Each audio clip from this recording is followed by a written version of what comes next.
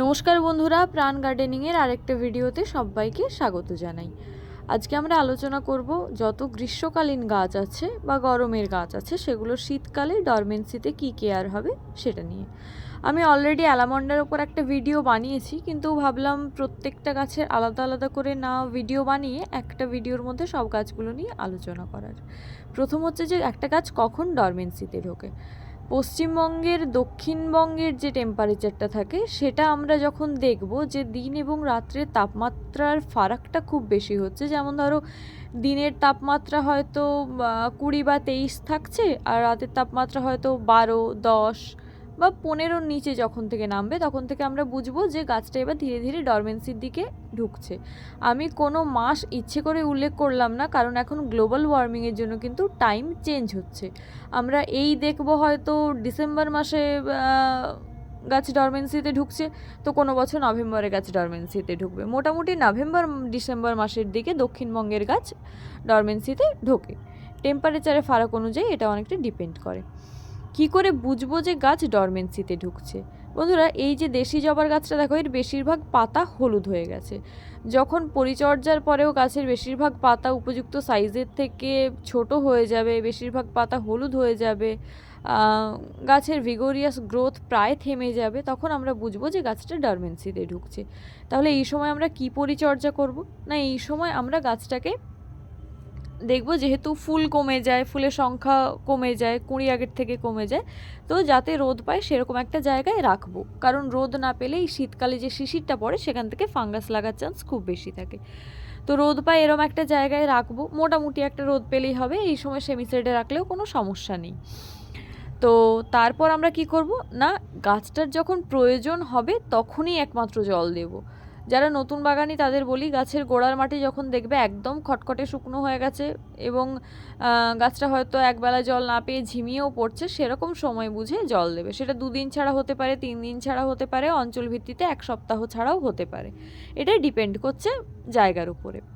আর কি করব না, খাওয়ার দেওয়া আমরা পুরোপুরি স্টপ করে দেবো। এই সময় অনেক গাছ থাকে যাদের পাতা হলুদ হয়ে ঝরতে ঝরতে একেবারে গাছ ন্যাড়ামুড়ো হয়ে যায়, অর্থাৎ গাছে একটাও পাতা থাকে না। এটা বেশিরভাগ কাঠচাঁপা বা এই জাতীয় গাছের কিছু কিছু ভ্যারাইটির ক্ষেত্রে দেখা যায়, সব ভ্যারাইটি নয়, কিছু কিছু ভ্যারাইটির ক্ষেত্রে দেখা যায় গাছের অনেক ডাল শুকনো হয়ে কালো হয়ে যায়, ডাইব্যাক হতে শুরু করে।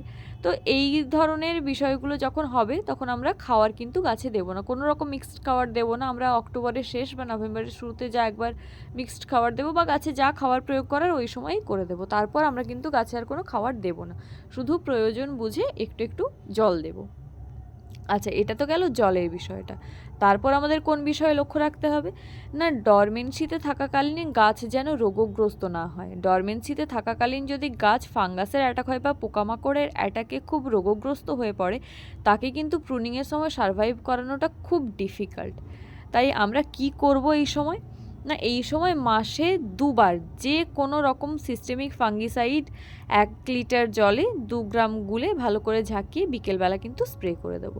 সেটা সাফ হতে পারে, ম্যানসার হতে পারে, তোমরা কেউ কেউ যদি কন্ট্যাক্ট ফাঙ্গিসাইড ইউজ করতে চাও সেটাও করতে পারো, যেমন স্প্রিন্ট, ব্যাবিস্টিন, ম্যানসার ইত্যাদি বিভিন্ন রকম ফাঙ্গিসাইড বাজারে অ্যাভেলেবেল, যে যেটা চাও সেটাই ইউজ করতে পারো, কোনো সমস্যা নেই। আমি সিস্টেমিকের কথা এই কারণেই বলি কারণ এটা ওয়েদারের জন্য বা পরিবেশের জন্য কম হার্মফুল। তো সেই জন্য আমরা সিস্টেমিক ফাঙ্গিসাইডটা ইউজ করার চেষ্টা বেশি করব।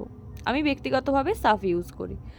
আচ্ছা, আর কি করব না, পোকামাকড়ের হাত থেকে যাতে গাছকে রক্ষা করা যায় তার জন্য কিন্তু আমরা কীটনাশক স্প্রে করব।